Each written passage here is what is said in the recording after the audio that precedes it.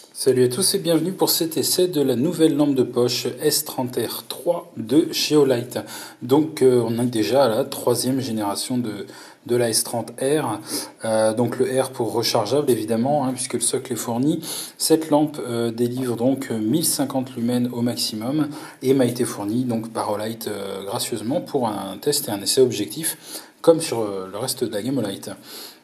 Donc je vais commencer déjà par le petit sticker jaune que l'on trouve ici et qui est la première chose qu'on trouve dans la boîte et qui signale après quelques polémiques que l'arrière de la lampe qui est utilisée pour recharger la batterie eh bien, possède deux contacts à nu qu'il faut à tout prix éviter de court-circuiter.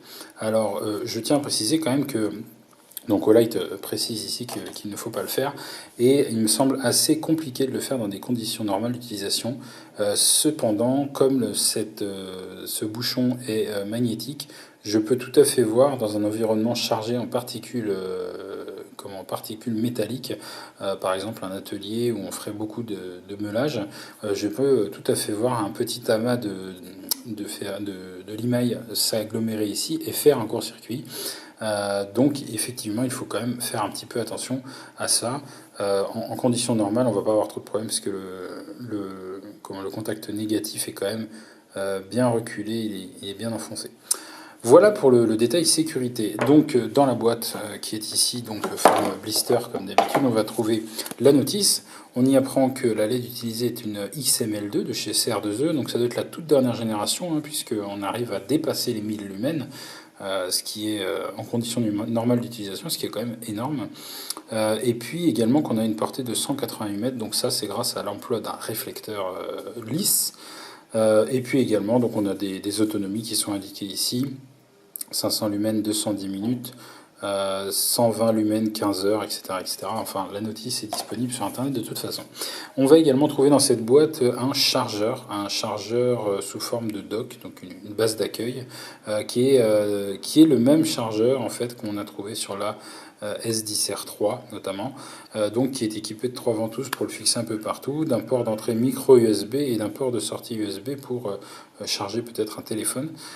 Et donc on va poser la lampe comme ceci, simplement, comme d'habitude, de façon magnétique. J'y reviendrai. On a également bien sûr un câble micro USB de 30 cm environ, très classique pour brancher le chargeur. Et puis une dragonne évidemment, et puis comme d'habitude chez Olight qui est équipé voilà, d'une petite aiguille qui permet de passer dans le trou de dragonne très, très facilement. Voilà. Passons maintenant à la lampe en elle-même. Donc la lampe est bien plus compacte que la génération d'avant, enfin bien plus compacte, en tout cas elle est plus compacte que la génération d'avant. Et pour se faire une idée, rien de tel que de comparer. Donc la S30R2, qui est un peu abîmée, la mienne, comparée à la nouvelle S30R3. Il y a deux choses qui frappent. La première, c'est la taille, enfin le diamètre du tube principal du corps, qui est donc plus faible sur la nouvelle. Ça, c'est une bonne nouvelle. La taille de l'optique qui reste absolument identique en termes de diamètre, pour conserver la portée de cette optique. Et puis le poids, la nouvelle est plus légère, je ne sais plus de combien, mais on doit avoir gagné quand même pas loin de 10 grammes, je pense. Le port de rechargement reste strictement identique, ce qui veut dire que vos anciens accessoires de chargement restent compatibles avec cette nouvelle gamme de la troisième génération, donc de la S30R. Maintenant, il y a un deuxième modèle à lequel j'ai envie de comparer, c'est la plus récente S2R, qui a fait suite à la S2 et donc qui est elle aussi rechargeable. Donc, vous voyez, on a un avertissement sur ce bouchon qu'on n'avait pas avant, suite à la polémique un petit peu qu'il y a eu. On voit aussi beaucoup de ressemblances. Le bouchon est exactement identique, ils sont d'ailleurs interchangeables. Ensuite, on a un molletage qui est comme d'habitude très joli et très stylé. Un méplat avec le nom. Une partie hexagonale ici qui est quasiment identique, un petit peu plus haute sur la nouvelle. Le bouton est un poil plus gros que sur la S2R. Et puis ensuite, évidemment, l'optique change complètement puisqu'on passe d'une optique TIR sur la S2R à une optique classique avec un réflecteur lisse sur la S30R pour avoir une portée accrue. Donc forcément, la tête est un peu plus large et un petit peu plus loin. sur les points de ressemblance, on note aussi le clip et puis bon, bah, l'aspect général et l'interface utilisateur qui est strictement identique. Donc je vais vous montrer ça tout de suite. L'interface utilisateur est très simple. Vous appuyez un coup pour allumer la lampe et ensuite vous restez appuyé pour naviguer au travers des différents modes. Donc au travers des 3 modes principaux qui sont faible, moyen et fort, qui sont respectivement, comme noté dans la notice, de 12, 120 et 500 lumens. Et ensuite on va avoir 2 modes spéciaux, le mode turbo qui est accessible n'importe quand, allumé ou éteint, avec un double clic, comme ceci, avec les 1050 lumens, qui vont réduire au bout de 2 minutes à 500 lumens pour préserver en fait la lampe contre la surchauffe. Et on a également un autre mode qui est caché, qui est accessible depuis l'extinction de la lampe et qui va être accessible par un appui long, comme ceci. Voilà, et qui permet d'activer le mode clair de lune ou le mode moonlight, qui fait un demi-lumen et qui permet d'avoir 100 jours d'autonomie. Donc soit dans une condition vraiment de, entre guillemets, de survie, ou alors pour se promener la nuit avec une très faible luminosité et ne pas s'éblouir, ne pas éblouir également les gens qui dorment autour de vous.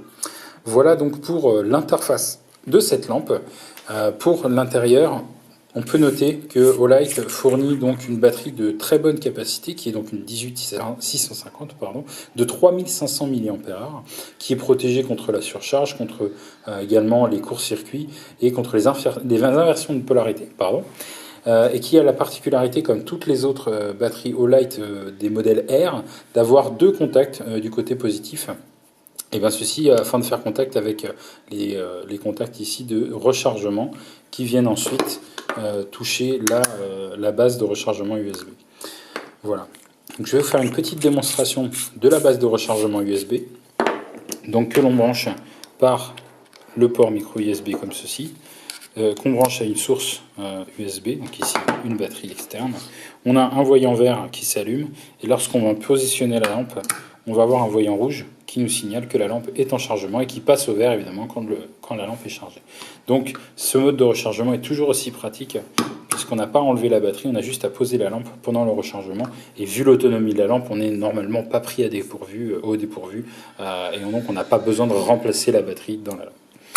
Voilà pour la démonstration des capacités de cette lampe. Je vais vous faire une petite démo dans le noir maintenant dans mon garage pour vous montrer un petit peu l'utilisation et la taille du faisceau.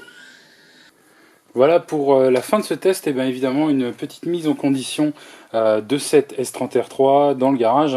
Donc je vais commencer par allumer la lampe sur le mode Luciole, donc le mode Moonlight. Vous voyez qu'on est donc voilà, sur un niveau d'éclairage très très faible. Ensuite je vais faire un appui long pour arriver au mode faible. Donc on voit un petit peu plus que sur la vidéo en réalité. On constate que la lampe donne un blanc froid, on est dans les 6000 Kelvin environ, mais qui ne présente pas de halo bleu ou verdâtre. On est sur un blanc pur, voilà, que beaucoup apprécient, et puis qui permet surtout d'avoir la puissance lumineuse maximum par rapport à un blanc neutre. Ensuite, on va activer le mode médium, donc le mode moyen, qui nous apporte déjà largement assez de lumière pour la plupart des tâches finalement, et qui permet de préserver une autonomie quand même assez balèze, puisque je crois qu'on est sur plusieurs dizaines d'heures sur ce mode-là. Ensuite, le mode élevé de 500 lumens, donc là on est sur un mode très puissant, voilà, qui est classique maintenant, mais on le note toujours. On a un faisceau, donc là on le voit beaucoup mieux du coup sur la vidéo, on a un faisceau qui est très bien défini, c'est-à-dire qu'on va avoir un hotspot central assez perçant, avec une portée, on l'a dit, de 190 mètres environ, et puis ensuite un angle un peu plus large avec une lumière plus diffuse comme un réflecteur classique finalement. Ensuite on peut essayer le mode turbo avec un double clic comme ceci. Donc là on a les fameux 1050 lumens, donc on voit que c'est quand même balèze, comme on s'y attendait. Voilà, 1000 lumens aujourd'hui c'est un petit peu le standard chez Olight, mais ça reste toujours assez impressionnant à voir. Et puis on sent déjà la lampe qui commence à chauffer dans la main. On sent que si on met la main comme ceci, ça chauffe un petit peu, ça devient tiède, mais comme on a une tempo sur ce mode turbo, on va jamais aller se brûler, on va jamais aller endommager la LED en utilisation, puisqu'au bout de 2 minutes, cette lampe va redescendre sur un mode 500 lumens plus raisonnable avec, je l'ai dit tout à l'heure, 210 minutes d'autonomie sur le mode 500 lumens. Donc ça c'est très confortable quand même. Voilà pour la démonstration de cette lampe. Donc je vous invite évidemment à retrouver mes autres tests et la description du produit dans la description de la vidéo. Pardon. Allez, salut à tous.